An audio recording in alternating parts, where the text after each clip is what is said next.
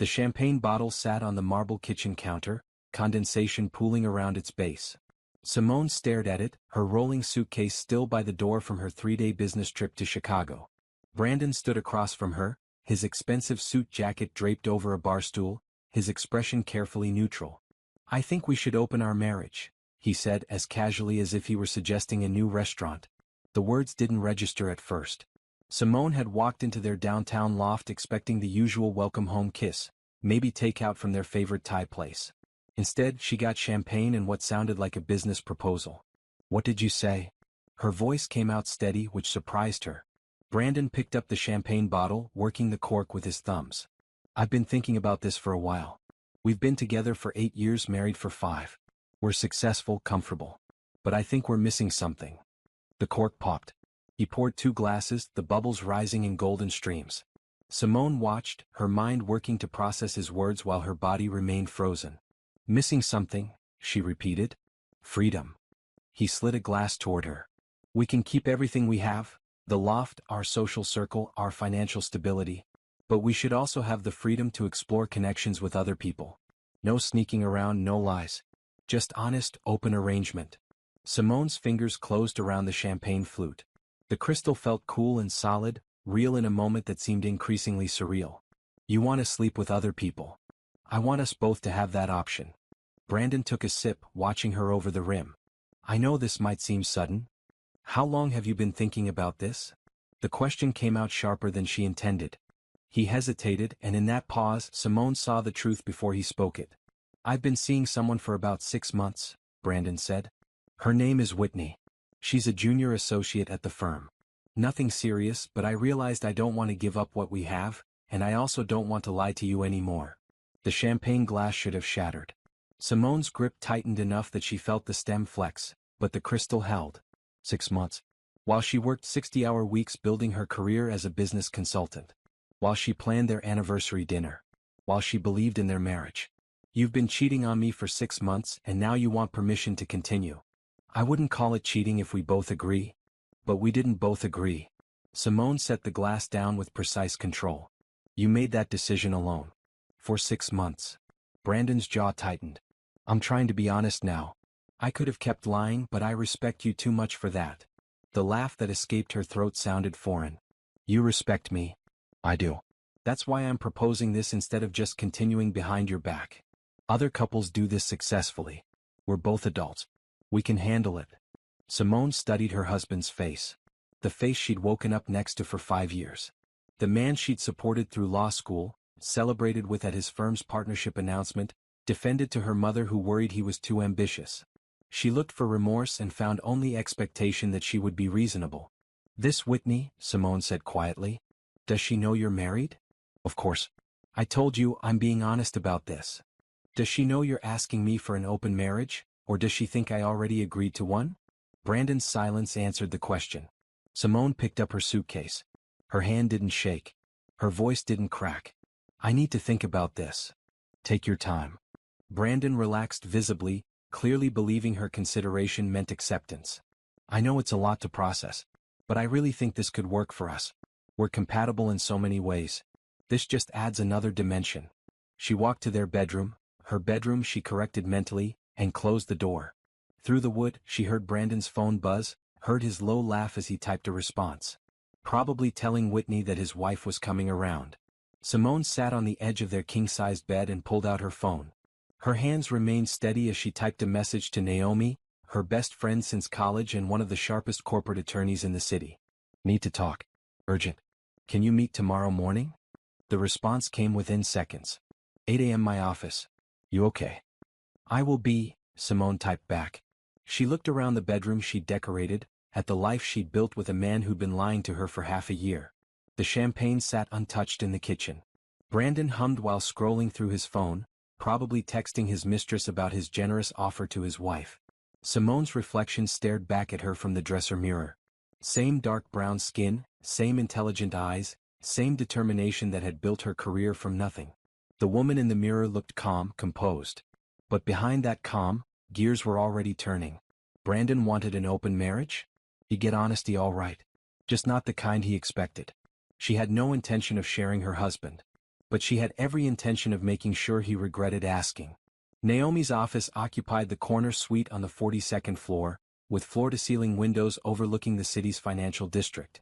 Simone sat in one of the leather chairs facing her friend's desk, hands wrapped around a coffee mug she hadn't touched. 6 months, Naomi said, her voice tight with controlled anger. That absolute piece of... I need information, not sympathy. Simone met her friend's eyes. Can you recommend a private investigator?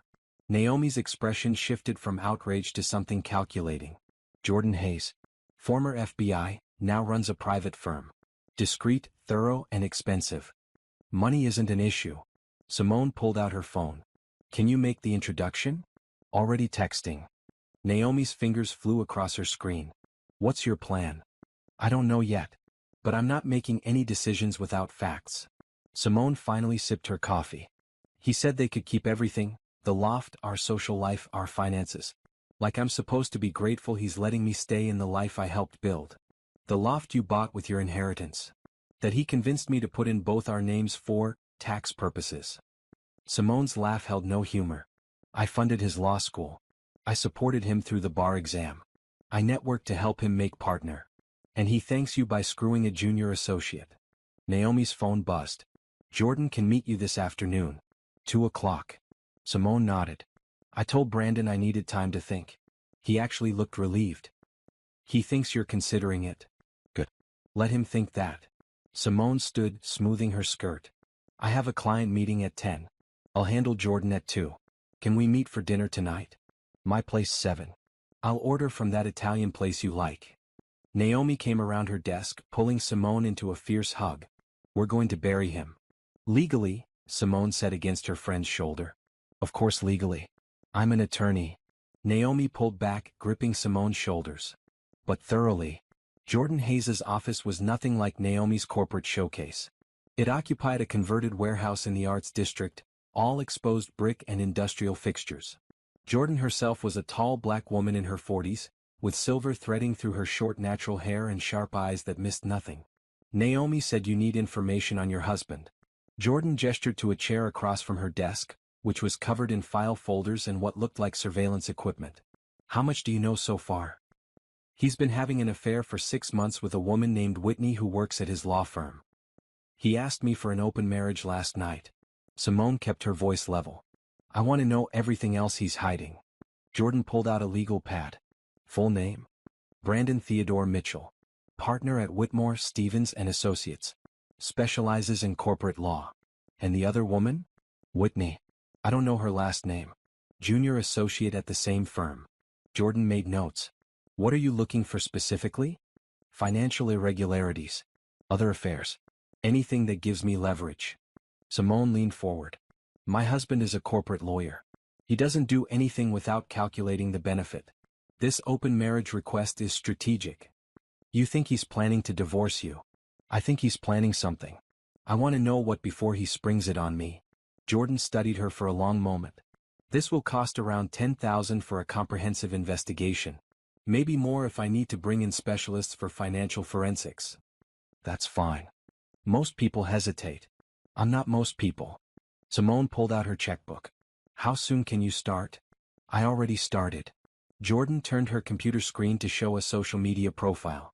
A young white woman with blonde hair and a wide smile smiled at the camera.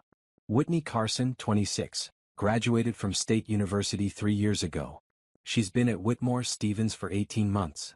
Simone stared at the photo. This was the woman her husband had been seeing. She looked young, eager. Probably flattered by a partner's attention. There's more. Jordan pulled up another image, this one from what looked like a surveillance photo. Brandon and Whitney at an outdoor cafe, his hand covering hers on the table. This was taken 2 weeks ago. They meet every Tuesday and Thursday for lunch. He tells his assistant he has client meetings. How do you already have this? Naomi gave me the basics before you arrived. I made some calls. Jordan closed the photos. Your husband isn't as discreet as he thinks. Several people at his firm know about the affair. There's gossip. Simone's throat tightened. People knew. While she smiled through firm dinners and holiday parties, people knew her husband was cheating. What else? I need access to your financial records. Bank statements, investment accounts, anything joint. Jordan handed her a list. Also, I need you to keep acting normal. Don't change your behavior. Don't let him know you're investigating. He thinks I'm considering his proposal. Perfect. Let him think that. Meanwhile, I'll find out what he's really planning. Jordan's expression softened slightly. I know this is hard. But knowledge is power. The more we know, the better we can protect you. Simone took the list, scanning the items. How long? Give me 2 weeks for a preliminary report. Comprehensive could take a month. I'll have these documents to you by tomorrow. That evening, Simone sat on Naomi's couch, a glass of wine in her hand and her shoes kicked off. Her friend had ordered enough food for 4 people, but Simone barely touched the pasta on her plate. Jordan seems competent, she said. She's the best. Naomi refilled Simone's wine. Found out my ex was hiding assets in his mother's name. Got me an extra 100,000 in the settlement. I don't even know what I'm looking for. Just a feeling that there's more. Trust your instincts. They got you this far in business. Simone's phone buzzed. A text from Brandon, working late. Don't wait up. She showed it to Naomi, who snorted. Working late. Right. Probably with Whitney. Simone set the phone down. You know what bothers me most? He thinks I'm stupid. He really believes I'll just accept this. Men like Brandon think they're smarter than everyone else. He's a partner at a corporate law firm. He makes strategic decisions. He probably calculated exactly how to present this to minimize resistance. He underestimated me. They always do. Naomi raised her glass. To underestimation. Simone clinked her glass against her friend's. And to making them regret it. Her phone buzzed again. This time it was an email notification. Simone glanced at the screen and froze. What? Naomi leaned over. The email was from Jordan, sent to Simone's personal account. Preliminary finding. Joint savings account shows transfers of $50,000 over the past 4 months to an account in the Cayman Islands. Registered to a shell corporation. Digging deeper. Simone read it twice. $50,000. Money she'd helped earn transferred without her knowledge or consent. He's stealing from you, Naomi said quietly. He's preparing. Simone set down her wine glass. This isn't about an open marriage. This is about getting everything ready before he divorces me. Then we get ready too. Naomi grabbed her laptop. We're going to need a divorce attorney. Someone aggressive. Someone who eats corporate lawyers for breakfast. Do you know someone? Naomi's smile was sharp. Rebecca Monroe. She destroyed my ex and she'll destroy Brandon. Simone looked at the email again. $50,000. 6 months of lies. An affair with a woman barely out of law school. Her husband thought he was so clever, laying groundwork while asking for an open marriage to keep her compliant. But Brandon had made one critical mistake. He'd assumed Simone would react emotionally instead of strategically. He'd forgotten that she'd built her career by seeing 3 steps ahead, by anticipating problems and solving them before they became crises. She'd learned from the best strategist she knew, herself. Set up the meeting with Rebecca, Simone said. Tomorrow if possible. Done. Naomi was already typing. What are you going to tell Brandon? That I'm still thinking about it? That I need time to adjust to the idea. Simone stood, gathering her things. And while he thinks I'm adjusting, we're going to find out exactly what he's planning. Then we're going to take it all away from him. She drove home through downtown traffic, her mind clear and focused. The loft's lights were still off when she arrived. Brandon was probably still with Whitney, celebrating his successful manipulation of his naive wife. Simone walked through the darkened rooms, seeing them with new eyes. The furniture she'd selected. The art she'd chosen. The life she'd built. Brandon thought he could keep it all while betraying her. He was wrong. She opened her laptop and began compiling the financial documents Jordan requested. Bank statements, investment records, property deeds. The loft's title showed her name first because she'd bought it with her inheritance. Her family money had funded Brandon's education, his career, their life. And now he was trying to steal it. Simone worked until midnight, organizing files, making lists, preparing for war. When Brandon finally came home, smelling of perfume and wine, she pretended to be asleep. Let him think he'd won. Let him believe she was just another woman who'd accept his terms. In 24 hours, she'd gone from shocked wife to strategic opponent. And Brandon had no idea what was coming. Rebecca Monroe's office made Naomi's look modest. Located in the tallest building downtown, it screamed success from every detail. The original artwork, the custom furniture, the skyline view that stretched to the horizon. Rebecca herself was a petite white woman in her 50s with steel-gray hair cut and a sharp bob and eyes that assessed Simone with clinical precision.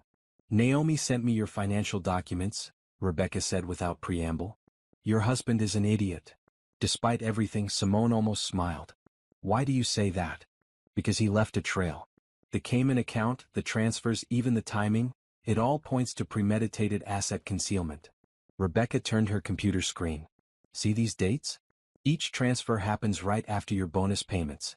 He's systematically moving your money." Simone studied the spreadsheet. Red highlights marked transfers totaling $73,000 over 6 months. All from the joint account that held her consulting bonuses. "I didn't notice," she admitted. "You weren't looking." He counted on that. Rebecca pulled up another document. "But here's the interesting part. Your name is on 60% of your marital assets because of your initial inheritance and continued higher earnings. The loft, the investment accounts, even his partnership buy-in came from your family money. We built everything together. Legally, you built most of it. He contributed, yes, but the foundation is yours." Rebecca leaned back. "Which means if he divorces you without a favorable settlement, he loses most of his comfortable lifestyle. So the open marriage is a delaying tactic. Keep you happy and compliant while he moves more assets offshore. Then divorce you and claim the hidden money doesn't exist. You get the loft and some savings, he gets to keep his stolen nest egg." Simone felt her jaw tighten. "Can we prove it?" "Jordan's working on that. But I need to ask, do you want to save this marriage?" "No." The answer came without hesitation. Rebecca nodded approvingly. "Good. Because I don't do reconciliation. I do protection and justice." She pulled out a legal pad. "Here's my recommendation. We file for legal separation immediately, freeze all joint accounts, and start discovery on his financial misconduct. While that's happening, you maintain the pretense that you're considering his open marriage proposal. Won't filing for separation tip him off?" "Not if we're smart about it. We file quietly, serve him at work through a process server who looks like a courier. By the time he realizes what happened, your money is protected." Simone thought about Brandon at home, probably texting Whitney, confident in his control of the situation. "How soon can we move?" "I can have papers ready by tomorrow. But first I need to know everything. The affair, the finances, anything he might use against you." For the next 2 hours, Simone laid out her marriage. The early years when Brandon was charming and ambitious. How he'd convinced her to fund his law school education as an investment in our future. The gradual shift as he became more successful, his dismissiveness of her career, his increasing absences. And finally, the champagne and the proposal that shattered any remaining illusions. Rebecca took notes with quick, efficient movements. "Has he ever been violent?" "No." "Substance abuse?" "Wine with dinner." "Nothing excessive." "Other affairs before this one?" Simone paused. "I don't know. I trusted him." "Jordan will find out." Rebecca set down her pen. "Here's what's going to happen. We file for separation. We freeze the accounts. And then we wait for him to make mistakes. Angry people make mistakes, and I guarantee he's going to be furious when he realizes you're not the pushover he thought." "What kind of mistakes?" "Threatening communications. Attempts to access frozen accounts. Maybe even trying to hide more assets." Rebecca's smile was cold. "And we'll document everything. By the time we're done, he won't just lose the marriage. He'll lose his reputation." That evening, Simone came home to find Brandon cooking dinner. Music played from the wireless speakers, something jazz and smooth. He'd changed into casual clothes and looked relaxed, happy. "I thought we could have a nice dinner," he said, not looking up from the stove. "Talk about things." "Things?" "The arrangement. I know I sprung it on you suddenly. I want to make sure you're comfortable with everything." Simone set down her bag, studying her husband. He really thought this would work. He really believed she'd accept sharing him in exchange for keeping her comfortable life. "I've been thinking about it," she said carefully.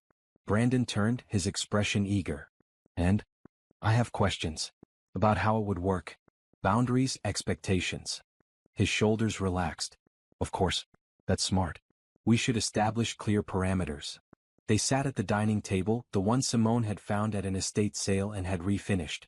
Brandon poured wine, served the pasta he'd made, and launched into what sounded like a prepared speech about ethical non-monogamy and expanding their relationship paradigm.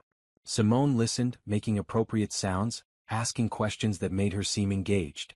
all while thinking about the legal separation papers being prepared in Rebecca's office. About Jordan digging through Brandon's lies.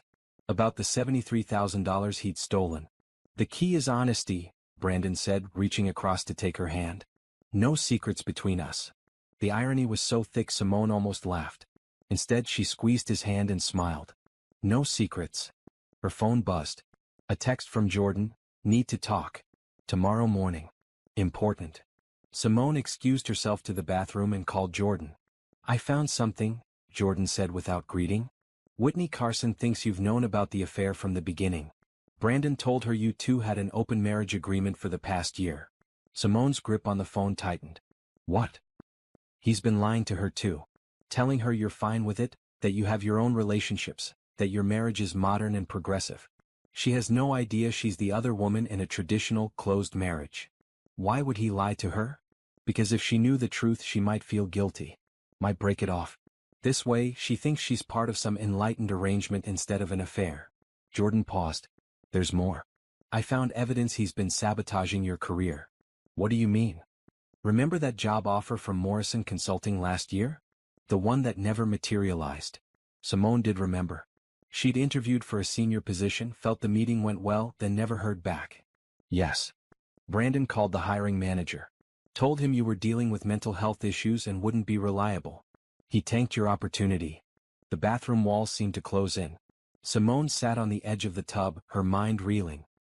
"He sabotaged my career. There are at least 2 other instances I've found. Networking contacts who stopped returning your calls after Brandon spoke with them. A speaking engagement that was mysteriously canceled." Jordan's voice hardened. "He's been systematically limiting your professional options while positioning himself as the stable, successful spouse." "Why?" "Control. If you're dependent on him financially, you're less likely to leave. Less likely to question his behavior." Jordan paused. "Simone, this isn't just an affair. This is a pattern of manipulation and control. He's been setting this up for months, maybe longer." Simone stared at her reflection in the bathroom mirror. Same face, same eyes. But the woman looking back at her was different from the one who'd walked into her loft 3 days ago. That woman had trusted her husband. This woman knew better. "What do you recommend?" "Rebecca needs to know about the career sabotage. It demonstrates a pattern of malicious behavior. And we need to warn Whitney." "No." The word came out sharp. "Simone. I don't owe Whitney anything. If she wants to be with a married man who lies to everyone, that's her choice." Simone stood, straightening her shoulders. "But I want documentation of everything Brandon told her. Every lie. We'll use it later." "Understood. I'll have a full report ready by Friday." Simone ended the call and returned to the dining room. Brandon had cleared the dishes and was setting up a movie, something romantic and predictable. "Everything okay?" he asked. "Fine. Just work." She settled on the couch next to him, letting him put his arm around her shoulders. On screen, a couple fell in love, overcame obstacles, chose each other. Brandon kissed the top of her head, probably thinking his plan was working perfectly. He had no idea that in 2 days, a process server would hand him separation papers at his office.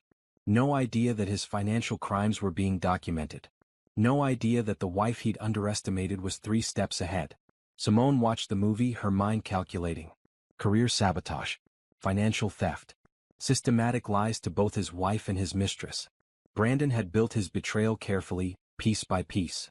She'd dismantle it the same way. Friday morning arrived with clear skies and perfect autumn weather. Simone dressed carefully in her navy suit, the one that made her look professional and formidable. Today Brandon would be served. She was already at her office when her phone buzzed with a text from Rebecca. "Papers delivered 9:47 a.m. Confirmed receipt." Simone set down her coffee, imagining the scene. Brandon in his corner office, probably reviewing contracts or preparing for a client meeting. A courier arriving with what looked like a routine package. The moment of confusion, then shock as he read the legal separation petition. Her phone rang at 9:52. "What the hell is this?" Brandon's voice was barely controlled fury. "Legal separation papers," Simone said calmly. "I thought the language was pretty clear." "You can't be serious." "I'm completely serious." "Simone, we talked about this. You said you were thinking about the arrangement." "I thought about it. I decided I don't share." She kept her voice level, professional. "I also decided I don't stay married to men who steal from me." Silence. Then, I don't know what you're talking about. The Cayman account, Brandon. $73,000 transferred from our joint savings. Should I continue? That's. I can explain. I'm sure you can. Explain it to the judge. Simone ended the call. The phone immediately rang again. She declined it, then blocked his number. Whatever Brandon needed to say, he could say through his attorney. Jordan's full report arrived that afternoon, delivered by courier to maintain confidentiality. Simone read it in her office with the door closed, her shock growing with each page. The affair with Whitney was just the latest.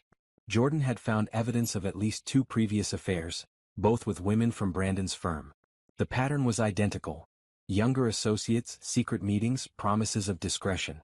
The financial crimes went deeper than the Cayman account. Brandon had been inflating expenses on joint credit cards, pocketing the difference when Simone reimbursed him.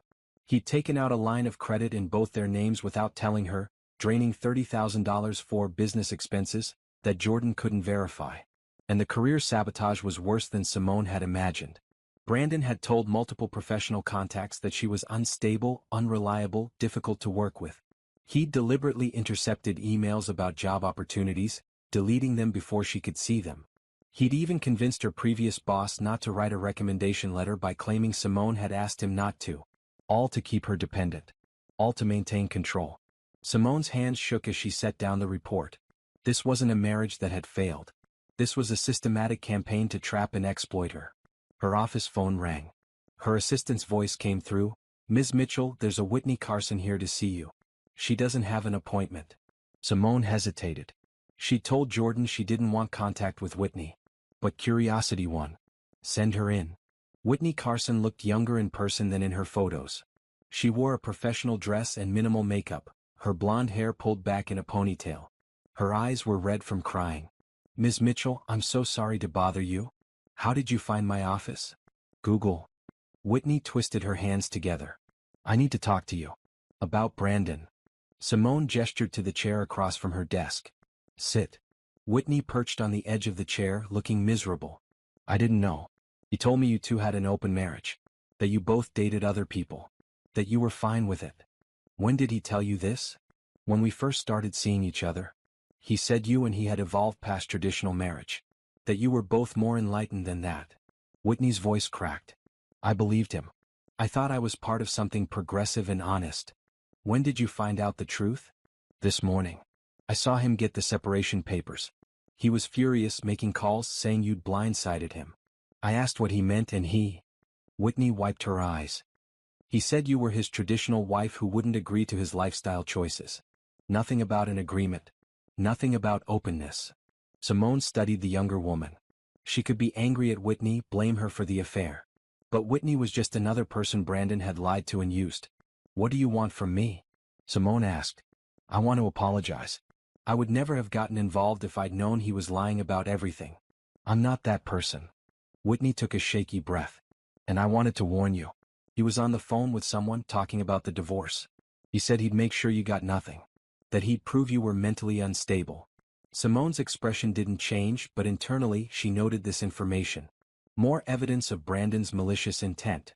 "Thank you for telling me," she said. "I quit today. I can't work at the same firm as him." Whitney stood. "I know I don't deserve forgiveness. I just wanted you to know I'm sorry and that I didn't know." After Whitney left, Simone called Rebecca. "Brandon's planning to claim I'm mentally unstable," she said. "Let him try. We have documentation of his financial crimes, his affairs, his career sabotage. Any judge will see through that strategy." Rebecca paused. "But it's good to know. We'll get ahead of it. Maybe have you undergo a voluntary psychological evaluation to preempt any claims. Whatever it takes. How are you holding up?" Simone looked at Jordan's report, at the evidence of years of manipulation. "I'm angry. But I'm focused." "Good. Anger is useful if you channel it correctly." That weekend, while Brandon stayed at a hotel and sent increasingly desperate messages that Simone ignored, she met with Naomi and Rebecca to plan their strategy. "The judge will order mediation first," Rebecca explained, spreading documents across Naomi's dining table. "Standard procedure. But we're not settling. We take this to trial if necessary." "Why not settle if we can get a good deal?" Simone asked. "Because settlement is private. A trial is public record." Rebecca's smile was sharp. Brandon's a partner at a prestigious law firm. The last thing he wants is public testimony about his affairs, financial crimes, and sabotage of his wife's career. The threat of public exposure will get us everything we want. What do we want? Simone asked. Everything, Naomi said flatly. The loft, the investments, reimbursement for all money he stole, and his reputation in tatters. The Bar Association will also be interested in his forgery of financial documents, Rebecca added. I've documented at least 3 instances where he signed your name without authorization. That's both criminal and an ethics violation. Simone thought about the man she'd married, the charming law student who'd promised her partnership and family. That man had never existed. Or maybe he had, and this was who he'd always planned to become. Do it, she said. All of it. Her phone buzzed.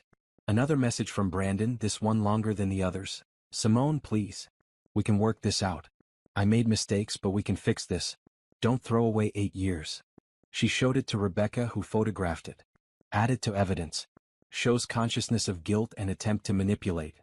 Simone blocked Brandon's number again. He'd find new ways to contact her, she knew him well enough to predict that. But she was done listening. That night, alone in the loft that would soon be hers alone legally, Simone poured a glass of wine and sat by the window overlooking the city. Lights stretched to the horizon, millions of lives being lived in those buildings. Somewhere out there, Brandon was probably with Whitney or maybe already looking for his next target. Somewhere he was telling himself he'd been wronged, that Simone was overreacting, that he deserved better. Let him think that. Let him underestimate her right up until the moment the judge ruled in her favor. Simone raised her glass to her reflection in the window. To new beginnings, she said softly. The city lights glittered like promises. 3 weeks later, Simone stood in the bathroom of the Meridian, the city's most exclusive restaurant, checking her appearance one final time. The black dress she'd chosen was elegant and professional, showing confidence without ostentation. Her makeup was perfect, her hair styled in loose waves. She looked successful, composed, and completely in control. Tonight would change everything. Through careful planning with Rebecca and Jordan, they'd orchestrated this dinner. Brandon's law firm was hosting a celebration for their newest partner. Whitney would be there, as would all the firm's senior partners. Brandon had assumed Simone wouldn't attend. Their separation was now 6 weeks old, and he'd stopped trying to contact her directly. He had no idea she'd been invited by Robert Whitmore himself, the firm's founding partner and one of Simone's former clients. She walked into the private dining room where 50 people mingled with cocktails. Crystal chandeliers cast warm light over the gathering. Brandon stood near the bar, laughing at something a colleague said. He looked relaxed, confident. Probably thought the worst was behind him. Whitney sat at a corner table, looking uncomfortable. She'd kept her word about quitting, but apparently had been convinced to attend this final firm event. Her eyes widened when she saw Simone. Robert Whitmore approached, his expression concerned. Simone, I'm so glad you came. I heard about the separation. I'm very sorry. Thank you, Robert. I appreciate your continued support. She'd done consulting work for Whitmore's personal business ventures, work Brandon knew nothing about. Their professional relationship existed independent of her marriage. Your presentation on our expansion strategy was excellent. I'm looking forward to working with you on the next phase. Robert lowered his voice. I should mention, Brandon doesn't know you're here. He told people you'd decline the invitation. I'm sure he did. Simone smiled. Would it be possible to say a few words during dinner? I have some information the partners should hear. Robert's expression grew cautious. What kind of information? The kind that affects the firm's reputation and ethical standing. He studied her face for a long moment, then nodded. After the main course. I'll introduce you. Dinner proceeded normally. Simone sat at the partners' table, making conversation about business and industry trends. Brandon, seated across the room, finally noticed her. His face went white then red. He started to stand, but his tablemate touched his arm and he sat back down. After the main course, Robert stood and tapped his glass. Before dessert, I'd like to invite Simone Mitchell to share some thoughts with us. The room quieted. Simone rose gracefully, moving to the small podium at the front of the room. She could feel Brandon's panic from across the room, could see him frantically texting on his phone under the table. Thank you, Robert. And thank you all for allowing me to speak. Simone's voice carried clearly through the room. I've worked with many of you over the years on various projects. You know me as a professional consultant, and I hope you found my work valuable. Murmurs of agreement. She had a good reputation with the firm, independent of Brandon. I'm here tonight because I believe in transparency and accountability, especially when it comes to matters that affect professional ethics and public trust. She turned slightly, making eye contact with Brandon. 6 weeks ago, my husband asked me for an open marriage. He claimed he wanted honesty between us. The room went completely silent. What he didn't mention was that he'd been having an affair for months. Or that he'd told his girlfriend, she gestured toward Whitney who had gone pale, that we already had an open marriage agreement. That I knew about their relationship and approved.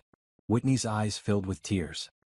He also didn't mention that he'd been systematically stealing from our joint accounts, moving money offshore to hide assets before divorcing me. Or that he'd been sabotaging my career opportunities to keep me financially dependent. Brandon stood abruptly. This is completely inappropriate. Sit down, Brandon, Robert said quietly. His voice held steel. Brandon sat. Simone continued, her voice calm and factual. I have documentation. She pulled a folder from her bag, of financial transfers totaling over $100,000 from joint accounts to offshore holdings. I have evidence of forged signatures on financial documents, including at least one client contract where Brandon signed my name without authorization. Several partners exchanged glances. Forging client documents was grounds for disbarment. I also have testimony from Whitney Carson confirming that Brandon lied to her about the nature of our marriage, making her an unwitting participant in marital infidelity. Whitney stood, her voice shaking. I didn't know. I would never have. He told me they had an agreement. That she knew. That she dated other people too. I know, Simone said gently. You're not the villain here, Whitney. You were lied to just like I was. She turned back to the partners. I'm bringing this to your attention because Brandon's behavior represents an ethical violation serious enough to warrant Bar Association review. He used firm resources to conduct his affair, meeting clients at locations where he actually met Whitney, billing personal expenses to client accounts. These are serious allegations, one of the senior partners said. Do you have proof? Simone handed the folder to Robert. Complete documentation. Financial records, photographs, communications. My private investigator was very thorough. Robert paged through the folder, his expression darkening. Brandon will need to discuss this in my office. First thing Monday morning. Brandon's face was scarlet. She's doing this out of spite. A divorce is messy, but that doesn't mean.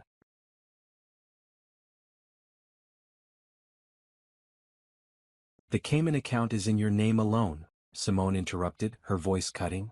The Shell Corporation has your signature. The forged documents match your handwriting. This isn't spite, Brandon. It's evidence. She turned back to the partners. I'm not asking you to take sides in a marriage dispute. I'm asking you to investigate potential ethics violations by one of your partners. What you do with that information is up to you. The room erupted in whispered conversations. Brandon sat frozen, probably calculating his options and finding them all bad. Whitney cried openly, her career dreams probably crumbling as she realized she'd been part of a massive scandal. Simone returned to her seat, her heart pounding but her expression serene. She'd done what she came to do. Robert remained standing. I think we should end the evening here. Brandon, my office Monday 9 a.m. Bring your attorney. People began gathering their things, the festive mood completely destroyed. Several partners approached Simone, expressing support and concern. Others avoided her eyes, probably worried about being associated with the scandal. Brandon tried to approach her, but Robert intercepted him. Don't make it worse. Whitney left the restaurant quickly, still crying. Simone felt a moment of sympathy for her. She'd been a pawn in Brandon's game, just like Simone had been. But unlike Simone, Whitney had chosen to leave as soon as she learned the truth. Outside, the night air was cool against Simone's flushed face. Naomi pulled up in her car within minutes. She'd been waiting nearby in case Simone needed quick exit. How'd it go? Naomi asked as Simone slid into the passenger seat. Perfect. Simone leaned back against the headrest. His partners now know everything. By Monday the whole firm will know. By next week, probably the whole legal community. You destroyed him. He destroyed himself. I just made sure everyone knew about it. Her phone buzzed. A text from Robert. Thank you for bringing this to our attention. The firm will conduct a full investigation. I'm sorry you had to go through this. Another text, this one from Jordan. I heard. Well played. And finally one from Rebecca. Brilliant. The Bar Association will love this. See you Monday to discuss next steps. Simone looked out the window at the city passing by. Somewhere behind them, Brandon was probably already calling attorneys, damage control experts, anyone who might help him salvage his reputation. But it was too late. The truth was out. His colleagues knew he was a liar, a cheat, and potentially a criminal. His career at one of the city's most prestigious firms was effectively over. And Simone had done it all without raising her voice, without making threats, without anything but the truth and strategic timing. Where to? Naomi asked. Home. Simone smiled. I want to sleep in my own bed tonight. The loft felt different when she walked in. Quieter, cleaner, more hers. Rebecca had already arranged for Brandon's belongings to be moved to storage. The space looked larger without his clutter, his presence. Simone changed into comfortable clothes and poured herself a glass of wine. Tomorrow there would be more battles. Monday the real legal war would begin. But tonight she'd won a major victory. She'd taken away the thing Brandon valued most, his reputation. Everything else would follow. Monday morning brought a flurry of activity. Simone woke to 17 emails, 12 text messages, and 3 voicemails. The story had leaked, not the details she'd shared at the dinner, but enough that Brandon's name was circulating in legal circles with words like ethics investigation and misconduct. Her phone rang at 7 a.m. Rebecca. The Bar Association wants to talk to you, Rebecca said without preamble. They saw the documentation you gave to Whitmore, Stevens. They're opening an official inquiry. That was fast. Forgery is serious. And when it involves client documents, they have to act. Rebecca paused. How are you feeling? Relieved. Simone walked to her window looking out at the city waking up. I thought I'd feel guilty. I don't. Good. Because today is going to be intense. Brandon's attorney filed an emergency motion claiming you defamed him and demanding financial penalties. On what grounds? That you made false allegations publicly. It's nonsense, but we need to respond. Court hearing is at 2 p.m. Simone checked her schedule. She had a client meeting at 10 that she couldn't miss. I'll be there. The client meeting went smoothly, a tech startup needing consultation on expansion strategy. The CEO mentioned hearing about some drama, but was professional enough not to pry. Simone delivered her presentation, secured the contract, and left with a check for $25,000. She was building something new, she realized. Not just rebuilding her career, but creating something better than what she'd had before. Without Brandon's sabotage, opportunities were opening up. The courthouse was busy at 2 p.m. Rebecca met her in the hallway, briefcase in hand and expression confident. Brandon's attorney is Paul Sterling. Good lawyer, aggressive, expensive. Can Brandon afford him? Probably borrowed money from family. Or maybe Whitney, Stevens is covering his legal fees until the investigation concludes. Rebecca checked her watch. We're arguing that truth is an absolute defense to defamation. Everything you said at that dinner is documented and provable. The hearing lasted 40 minutes. Brandon's attorney argued that Simone had maliciously destroyed his client's reputation out of spite for the divorce. Rebecca calmly presented documentation. Bank records showing the offshore transfers, communications between Brandon and Whitney, evidence of forged signatures. The judge, a stern woman in her 60s, listened to both sides then rendered her decision. Motion denied. Ms. Mitchell presented factual information with documentation. If Mr. Mitchell's reputation has suffered, it's due to his own actions, not defamation by his wife. She looked at Brandon's attorney. If there's nothing else, we're adjourned. Outside the courtroom, Brandon tried to approach Simone. His attorney held him back, but not before Simone heard him say, "This isn't over." "Actually, it is," Rebecca called back. "See you at the divorce hearing next month."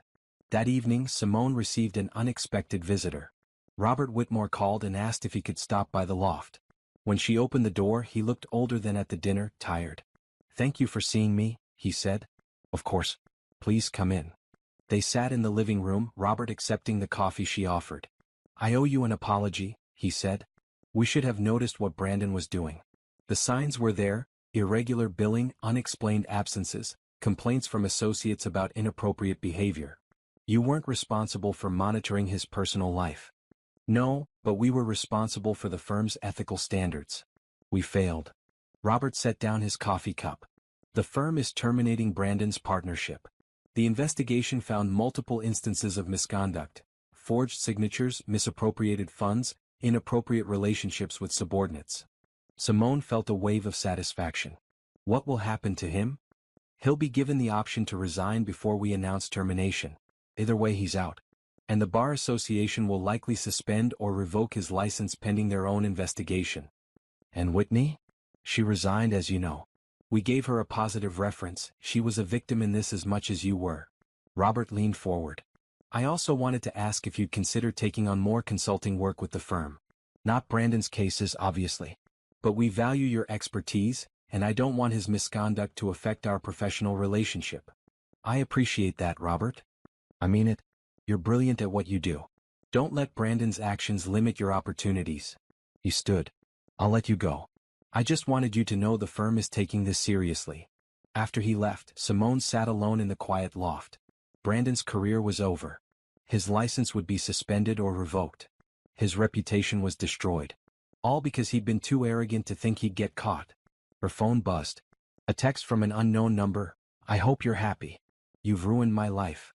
Brandon, from a new number. She blocked it and forwarded the message to Rebecca. Minutes later, Rebecca called. I'm filing for a restraining order. That text constitutes harassment. Is it necessary? Yes. He's unraveling. Desperate people are unpredictable. Rebecca's voice was firm. I want legal protection in place. The restraining order was granted within a week. Brandon was prohibited from contacting Simone directly, coming within 500 feet of her home or workplace, or communicating about her on social media. He violated it 3 days later, showing up at her office building drunk and demanding to see her. Security called the police. He spent the night in jail. At the bail hearing, the judge was not sympathetic. Mr. Mitchell, you're an attorney. You know what a restraining order means. You violated it anyway. The judge looked at the paperwork. Given your recent termination from your law firm, your pending bar investigation, and this violation, I'm setting bail at $50,000 and ordering you to attend substance abuse evaluation. Simone watched from the gallery as Brandon was led away. She felt no satisfaction, no pleasure in his suffering. Just a cold certainty that this was necessary. Rebecca joined her in the hallway. This actually helps us. Shows a pattern of poor judgment and instability. When we go to divorce court, the judge will see this. When is the hearing? 3 weeks. By then, the Bar Association should have preliminary findings. Rebecca's expression softened. How are you holding up? I'm fine. Better than fine, actually. Simone smiled. I got another consulting contract this week. A Fortune 500 company wants me to lead their restructuring project. That's amazing. It's one of the companies Brandon told them I was too unstable to work with. They called me directly after his termination made the news, apologized for believing him, and offered me the job. Rebecca laughed. Perfect. Karma is real. Over the next 3 weeks, Simone's life transformed.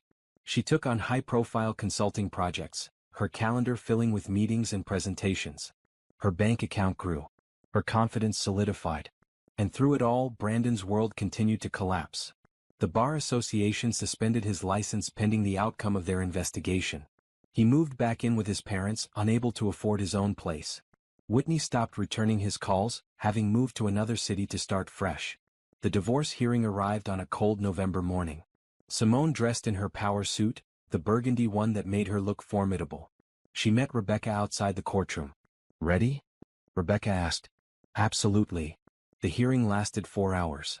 Rebecca presented evidence of Brandon's financial crimes, career sabotage, and misconduct. Brandon's new attorney, cheaper than the first one, tried to argue for equal division of assets, but the judge was unimpressed. Mr. Mitchell forged his wife's signature, moved marital assets without her knowledge, and systematically sabotaged her career. This court will not reward such behavior. The judge reviewed the documents. Ms. Mitchell is awarded the marital residence, 70% of all marital assets, and full reimbursement for all funds moved without her authorization. Mr. Mitchell will pay restitution of $135,000, plus Ms. Mitchell's legal fees. Brandon's face went gray. His attorney whispered urgently in his ear. Furthermore, the judge continued, given Mr. Mitchell's recent incarceration for violating a restraining order and his current unemployment, the court orders him to make monthly payments of $2,000 until the restitution is satisfied. Any violation of this order will result in contempt charges. The gavel fell. Simone walked out of the courtroom legally single and financially secure. Brandon owed her more than he could easily pay. His career was over. His reputation was ruined. Outside, the November air felt crisp and clean. Rebecca stood beside her, grinning. "We destroyed him," Rebecca said. "No," Simone corrected. "He destroyed himself. We just made sure the truth came out." Her phone buzzed. A text from Naomi: "I'm taking you to dinner to celebrate. Somewhere expensive. Brandon's paying." Simone laughed, a sound of genuine joy. For the first time in months, maybe years, she felt light. Free. The legal battle was over. The real journey was just beginning. 6 months after the divorce, Simone stood in her new office. Not a home office, but a proper corporate suite on the 20th floor of a glass tower downtown. Gold lettering on the door read, "Mitchell Consulting Group." She'd used part of her divorce settlement to start her own firm. What began as a solo operation now employed 3 consultants, 2 analysts, and a full-time administrative assistant. They'd landed contracts with 5 major corporations, and Simone's calendar was booked solid for the next quarter. "Ms. Mitchell?" Her assistant, Rachel, appeared in the doorway. "The call with the Anderson Group starts in 5 minutes. "Thanks, Rachel." Simone gathered her notes, looking out her window at the city below. From here she could see the building that housed Whitmore, Stevens and Associates, Brandon's former firm. She'd heard through professional circles that he was working as a paralegal at a small firm across town, trying to rebuild his career with a suspended law license. His parents had paid off most of his restitution to avoid contempt charges. Whitney had moved to California and was apparently thriving at a new firm. Simone felt nothing when she heard these updates. Not satisfaction, not vindication. Just the mild interest you'd have in a stranger's life. The Anderson Group call went well. By the time it ended, Simone had secured a 6-month contract worth $200,000. She sent Naomi a celebratory text. Naomi's response was immediate. "Dinner tonight? I have news." They met at an upscale bistro, the kind of place that required reservations weeks in advance. Naomi arrived wearing a huge smile. "You're engaged," Simone said immediately. "How did you know? You're glowing. And you keep touching your ring finger even though you're not wearing the ring yet." Naomi laughed, pulling a small box from her purse. The diamond inside caught the light, sending rainbows across the table. "He proposed last night. I wanted you to be the first to know." "I'm so happy for you." Simone hugged her friend. "Tell me everything." Over dinner, Naomi shared the proposal story, a weekend getaway, a sunset beach, the works. Simone listened, genuinely happy for her friend. And surprised to find she wasn't bitter or jealous. She'd loved Brandon once, but that love had been built on lies. What Naomi had was real. "I want you to be my maid of honor," Naomi said. "I'd be honored. And I was thinking, maybe it's time you started dating again too?" Simone considered this. 6 months ago the thought would have been laughable. But now, stable and successful, she felt ready to at least consider it.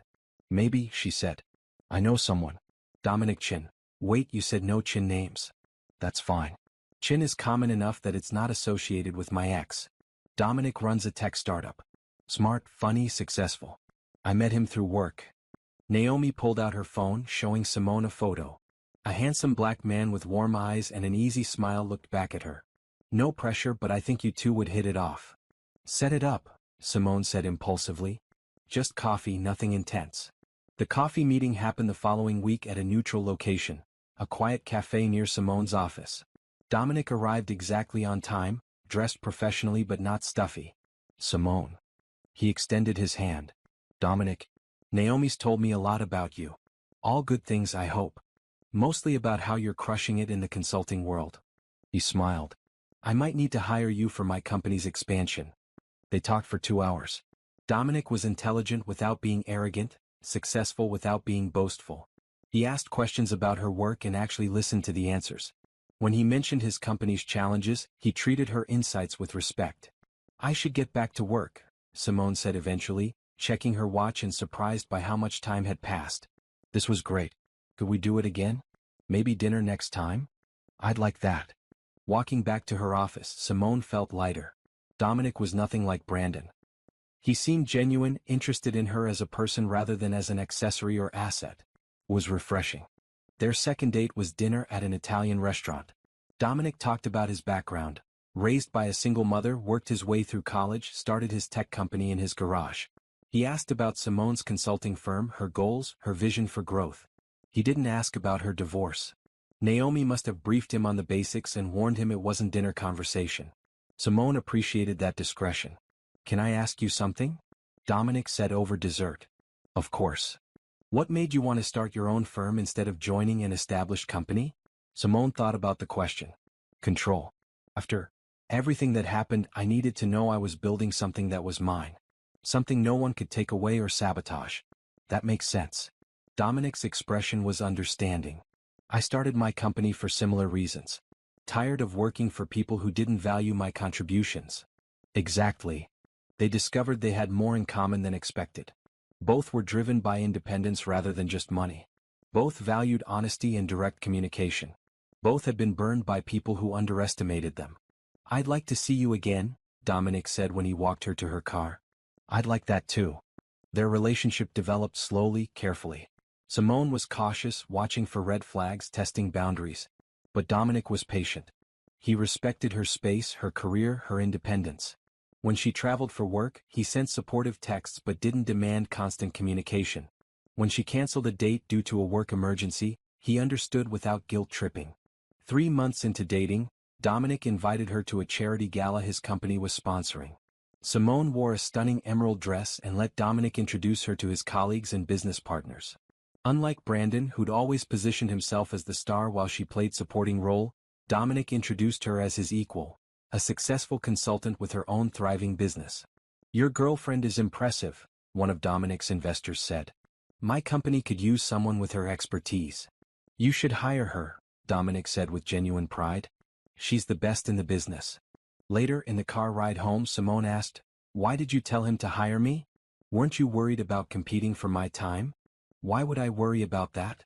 Dominic looked genuinely confused. Your success doesn't threaten me. It's part of what makes you amazing. Simone felt something crack open in her chest. This was what partnership was supposed to feel like. Mutual support, not competition. Pride in each other's achievements, not jealousy. I really like you, she said quietly. Dominic smiled. I really like you too. Meanwhile, Mitchell Consulting Group continued to grow. Simone hired 2 more consultants and moved to a larger office suite. Her client list included some of the city's most prestigious companies. She was invited to speak at industry conferences, write articles for business publications, mentor young professionals.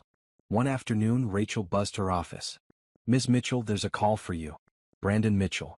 Should I take a message? Simone's first instinct was to refuse the call. But curiosity won. I'll take it. Brandon's voice sounded strained. Simone. Thank you for taking my call. What do you want, Brandon?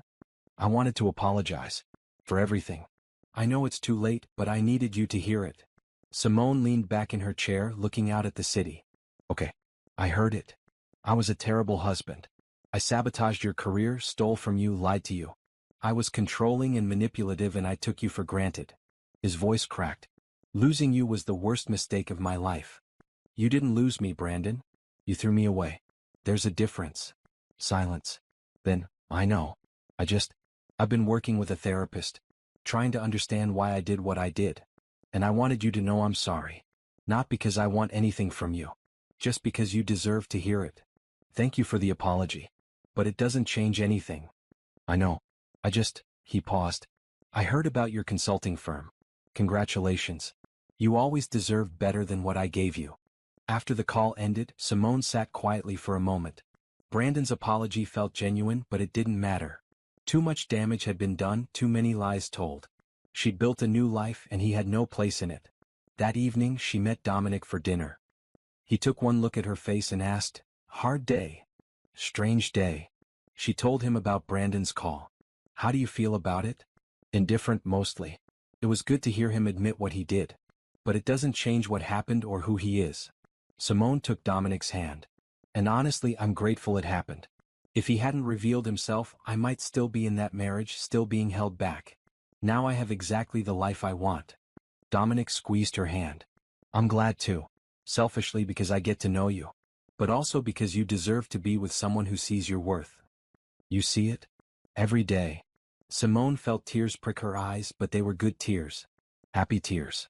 She'd spent so long proving herself, fighting for recognition, that having someone simply see her value without argument felt almost overwhelming. I think I'm falling in love with you, she said. Dominic's smile lit up his whole face. Good. Because I'm already there.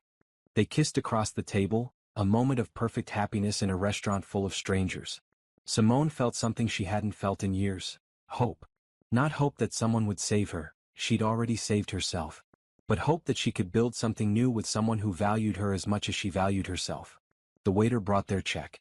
Simone reached for it, but Dominic was faster. "My turn," he said. "We could split it." "We could. Or I could treat my girlfriend to dinner." He grinned. "Equality doesn't mean keeping score. It means both of us giving what we can when we can." Simone smiled, letting him pay. He was right. Real partnership wasn't about rigid rules or control. It was about balance, trust, and mutual support. Everything her marriage to Brandon had never been. 1 year after Brandon's open marriage proposal, Simone woke in her bedroom, the loft she now owned outright, to sunlight streaming through windows she'd recently had enlarged. The space had been completely redecorated. Gone were Brandon's dark, heavy furniture and corporate art. In its place, bright, modern pieces that reflected Simone's taste, not compromise. Her phone buzzed with a morning text from Dominic. "Good luck with the presentation today. You're going to crush it." She smiled, typing back a heart emoji before getting ready for the day. Today she was presenting to the board of one of the country's largest retail chains. If she landed this contract, it would be Mitchell Consulting Group's biggest deal yet. Rachel had prepared all the materials yesterday. Simone's presentation was loaded on her laptop, her notes organized, her confidence solid. She dressed in a tailored navy suit, the one that made her feel invincible. The presentation went perfectly. The board asked sharp questions and Simone had sharper answers. By the time she finished, she could see the decision in their eyes. "Ms. Mitchell," the CEO said, "we'd like to move forward. When can you start?" "I'll have my team review the contract today. We could begin preliminary work next Monday." "Excellent." Outside the boardroom, Simone allowed herself a moment of celebration. A year ago, she'd been trapped in a dying marriage, her career deliberately sabotaged, her confidence eroded. Now she stood at the top of her field, respected and successful. She called Naomi from the car. "I got it," she said when her friend answered. "The retail contract? That's huge. This calls for celebration. Dinner tonight?" "Can't. I have plans with Dominic." "Ooh, anything special?" "He said he has something to talk about." Sounded serious. Serious good or serious bad? "I think good. He's been different lately. More nervous but in a sweet way." Naomi laughed. "Girl, he's going to propose." Simone's heart skipped. "You think?" "I know. He called me last week asking about rings. What you like, what style fits your personality." "And you told him?" "Simple, elegant, nothing ostentatious." "Was I right?" "Perfect." Simone felt excitement bubble up. "I should be scared. It hasn't been that long since the divorce. But it feels right, doesn't it?" It did. Dominic was nothing like Brandon. Their relationship was built on honesty, mutual respect, and genuine partnership. He celebrated her success instead of resenting it. He supported her independence instead of trying to control it. "Yeah," Simone said softly. "It feels right." That evening, Dominic picked her up for what he claimed was just dinner. But he was wearing his best suit, and he drove them to the Pinnacle, the city's most exclusive restaurant perched on the 50th floor of a skyscraper. "This is fancy for just dinner?" Simone teased. "You landed a massive contract today. That's worth celebrating properly." Over dinner, they talked about her presentation, his company's upcoming product launch, Naomi's wedding planning. But Simone could sense Dominic's nervousness growing. Finally, over dessert, he reached across the table and took her hand. "Simone, I need to tell you something." "Okay." "When Naomi first suggested I meet you, I almost said no. I'd just gone through my own terrible breakup and I wasn't ready to date. But she was persistent, so I agreed to coffee." He smiled. "Best decision I ever made." Simone's heart raced. "This year with you has been incredible. You're smart, driven, independent. You challenge me to be better. You make me laugh. You understand the demands of building a business because you're doing the same thing." Dominic stood, moving to her side of the table. People at nearby tables began to notice. "You've been through hell and you came out stronger. You rebuilt your life, your career, your confidence. You're the most impressive person I know." He pulled a small box from his pocket and opened it. Inside was a platinum ring with a single perfect diamond, elegant and understated. Exactly her style. "Simone Mitchell, will you marry me? Not because you need someone to save you, you saved yourself. But because I want to be your partner in building an even better future." Tears filled Simone's eyes. A year ago marriage felt like a trap. But this was different. This was choosing partnership from strength, not need. Yes, she said. Yes, I'll marry you.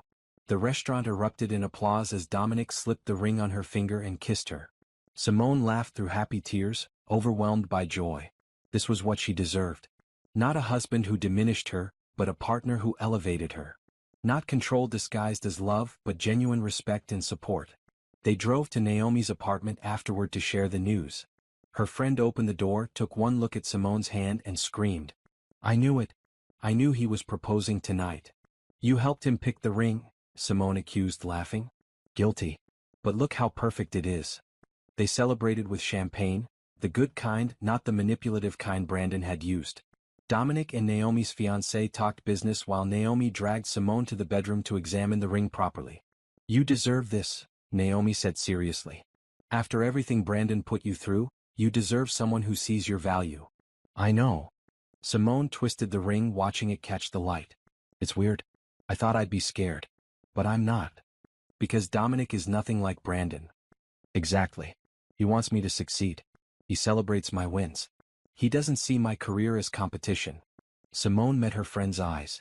This is what partnership is supposed to feel like. Yes, it is. The next day, Simone called her mother to share the news. Her mother had never liked Brandon, had always thought Simone deserved better. I'm so happy for you, baby, her mother said, her voice warm. Dominic sounds wonderful. He is, Mom. He's everything Brandon wasn't. Good. That man never deserved you.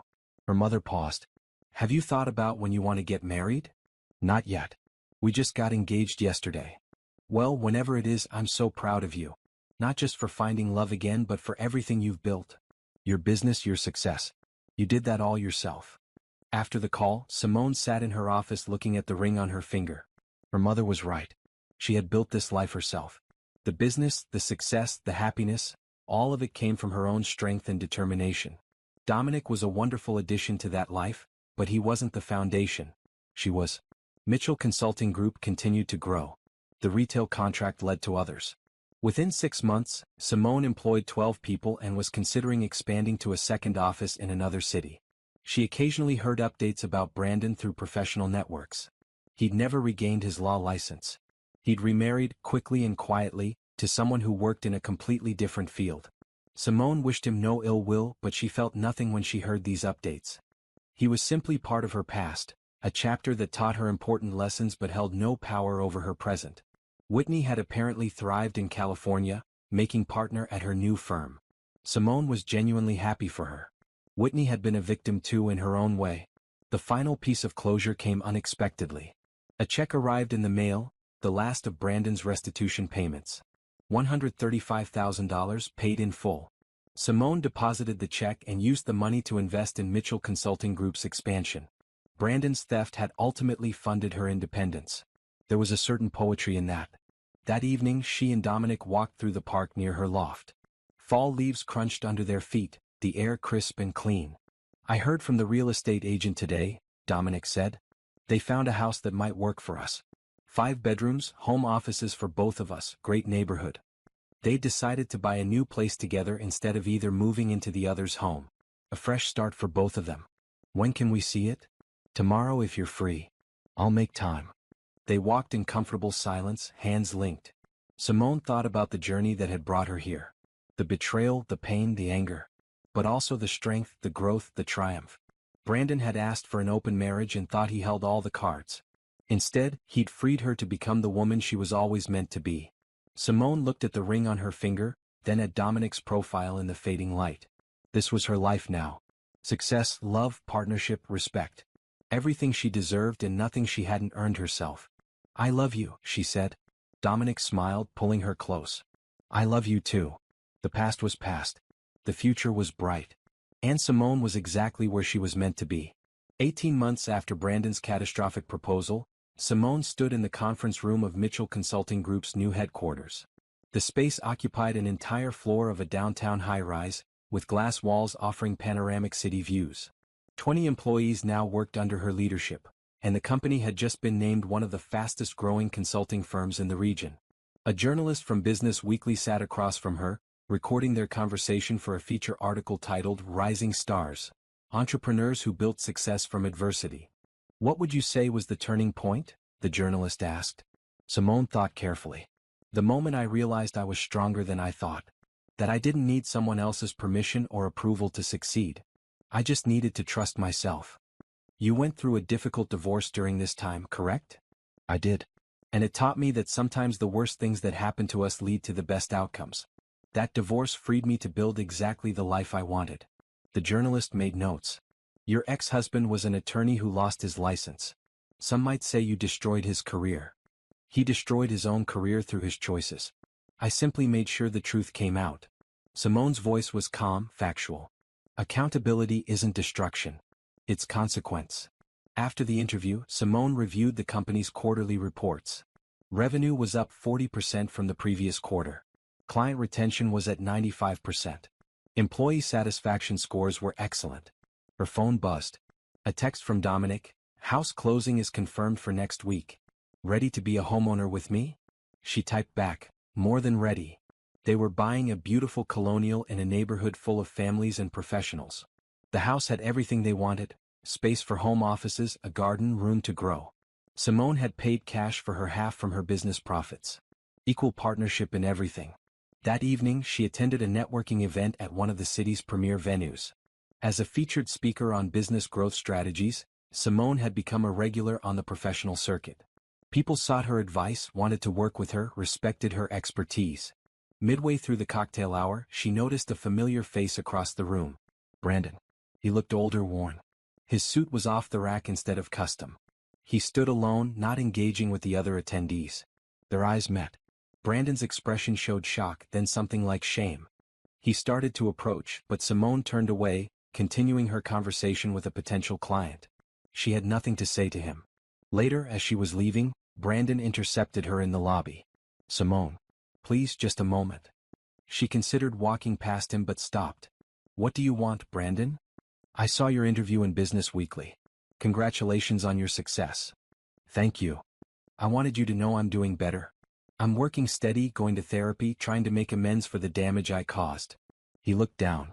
"I know I can never undo what I did. But I'm trying to be a better person." "That's good, Brandon.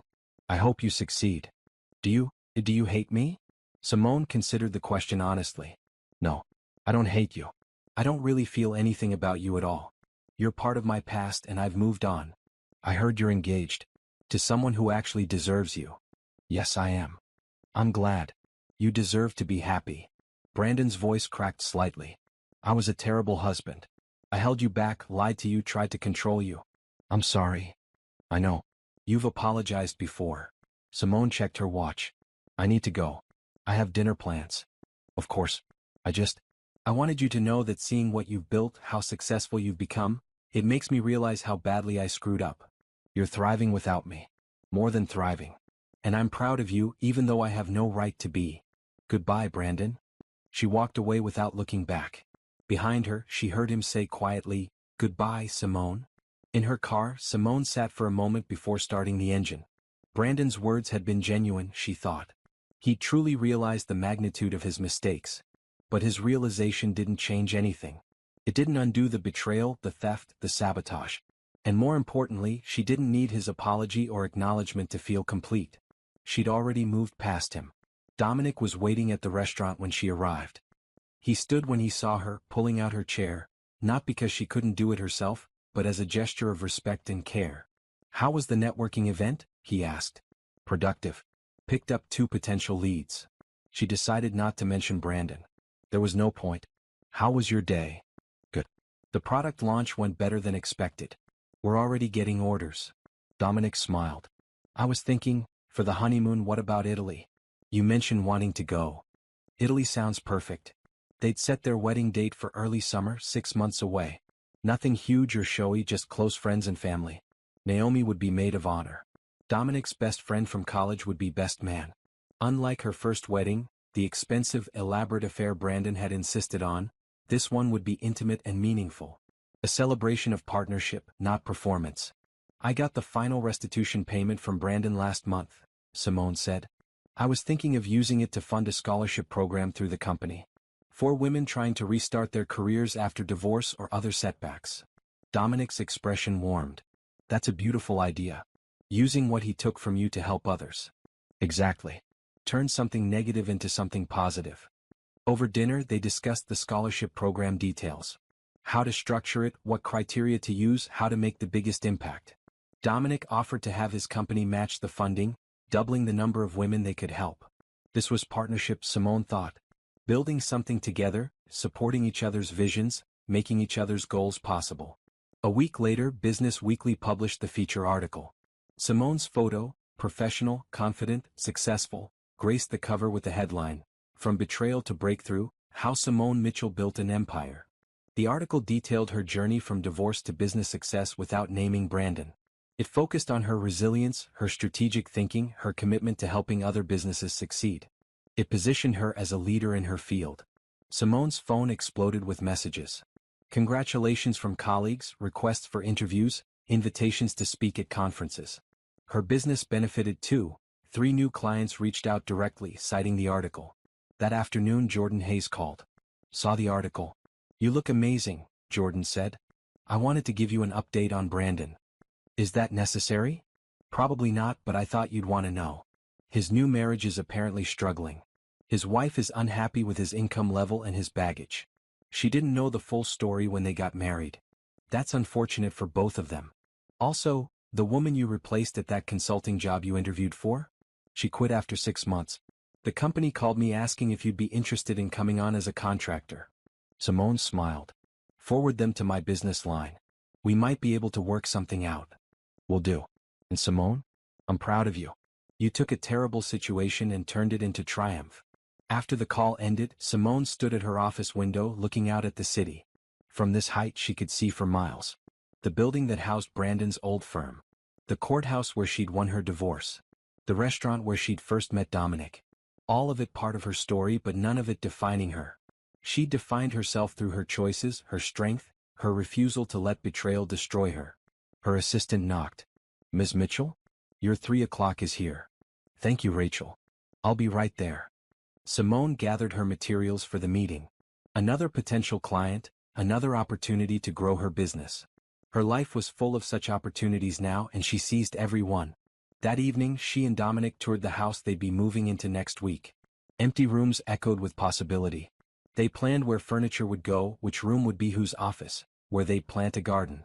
This is going to be amazing, Dominic said, pulling her close in what would be their future living room. It is. Simone leaned into his embrace. Everything is amazing. And it was. Her business thrived. Her relationship was built on respect and honesty. Her future stretched ahead, full of promise. Brandon had thought asking for an open marriage would get him everything he wanted. Instead, it had freed Simone to build everything she deserved all along. The best revenge she'd learned wasn't destruction. It was success. Complete, undeniable, self-made success. And she'd achieved it spectacularly. 2 years after Brandon's proposal shattered her world, Simone stood in the executive suite of Mitchell Consulting Group's headquarters, looking at the plaque that had just been mounted on her wall, Chamber of Commerce Business of the Year. Her company now employed 35 people across 2 cities. Annual revenue had crossed the $7 million mark. She'd been featured in 3 major business publications and had delivered keynote speeches at industry conferences across the country. But the achievement she was most proud of wasn't a financial metric. It was the scholarship program she'd created, the New Beginnings Fund, that had helped 23 women rebuild their careers and their lives after divorce or other major setbacks. Ms. Mitchell? Rachel appeared in the doorway. Your 2 o'clock is here. Simone checked her schedule. Right? The interview with a documentary filmmaker creating a series about successful entrepreneurs. She smoothed her jacket and headed to the conference room. The filmmaker, a woman named Tasha, had set up cameras and lighting. Thank you for agreeing to this, she said. Your story is exactly what we're looking for, triumph over adversity. What do you want to know? Start with the beginning. What was the moment that changed everything? Simone thought back to that night 2 years ago. The champagne, the shock, the betrayal. But also the clarity that had come with it. My husband asked for an open marriage, she said. He'd been cheating for months and wanted permission to continue. In that moment, I had a choice, accept his terms and stay in a broken marriage or fight for something better. You chose to fight. I chose myself. I chose to believe I deserved better than what he was offering. And that choice led to everything else. The interview lasted 2 hours. Simone talked about building her business, learning to trust again, finding real partnership with Dominic. She talked about the scholarship fund and the women she'd helped. She talked about transforming pain into purpose. What would you say to other women going through similar situations? Tasha asked. That you're stronger than you think. That betrayal doesn't define you, how you respond to it does. And that sometimes the worst thing that happens to you becomes the catalyst for the best thing that could happen. After Tasha left, Simone had 30 minutes before her next meeting. She used the time to review applications for the scholarship fund's next round. Each application told a story of struggle and determination. Each woman was fighting to rebuild. Simone selected 5 finalists and forwarded them to the selection committee. These women would each receive $50,000 in support, tuition assistance, career training, business startup capital, whatever they needed to move forward. Her phone buzzed. A text from Dominic. Running late for dinner. Wedding planner crisis. Be there in 20. They were getting married in 3 months, a summer wedding at a vineyard outside the city. 50 guests, simple ceremony, celebration focused on love and partnership rather than performance. Simone's mother had flown in last week to help with planning. She'd walked through the loft, soon to be sold as Simone and Dominic were already living in their new house, and had said, "I'm so glad you got rid of all his darkness. This space is finally you." That evening, at dinner with Dominic and the wedding planner, Simone felt a sense of peace she'd never experienced in her first marriage. There was no tension, no unspoken resentment, no feeling that she had to diminish herself to make space for someone else's ego. "What do you think about the flower arrangements?" the wedding planner asked, showing photos. "I love them. But let's make sure they're not too expensive. I'd rather donate that money to the scholarship fund." Dominic smiled. "One of the many reasons I love you." The wedding planner made notes. "We can work with that. I'll find something beautiful but budget-conscious." After the planner left, Simone and Dominic walked through their neighborhood. Children played in yards. Couples walked dogs. It was peaceful, normal, exactly the kind of life Simone had once thought she had with Brandon. But this was real. This was built on truth, not lies. "I got an interesting call today," Dominic said. "Brandon's new business venture failed. He's apparently filing for bankruptcy." Simone felt a flicker of something. Not satisfaction, not even sympathy. Just acknowledgement. "That's unfortunate. You don't feel vindicated?" "No. His failures aren't my victory. My success is my victory." Dominic pulled her close. "You're remarkable, you know that? I'm just someone who refused to let betrayal define her." That night, lying in bed in the house they'd made their home, Simone reflected on the journey. 2 years ago, she'd been devastated, humiliated, angry. Now she was successful, loved, content. Brandon had thought asking for an open marriage was clever strategy. He'd calculated wrong, assuming Simone would accept his terms. He'd underestimated her strength, her intelligence, her unwillingness to settle. And in underestimating her, he'd lost everything. His wife, his career, his reputation, his comfortable life. All because he couldn't see the value of what he had. Simone's phone lit up with an email notification. The Chamber of Commerce, congratulating her again on the award and inviting her to speak at their annual conference. She accepted the invitation, already planning her speech. She'd talk about resilience, about turning setbacks into comebacks, about the power of betting on yourself when no one else will. 3 months later, Simone stood in a vineyard overlooking rolling hills and endless sky. The summer sun warmed her shoulders as she held Dominic's hands and recited her vows. "I promise to be your partner in all things," she said. "To support your dreams as you support mine. To build a life based on honesty, respect, and genuine love." Dominic's voice was thick with emotion as he responded. "I promise to never make you smaller, to make myself bigger. To celebrate your success as my own. To choose you every day because you're worth choosing." When the officiant pronounced them married, Simone kissed her husband and felt a completeness she'd never known before.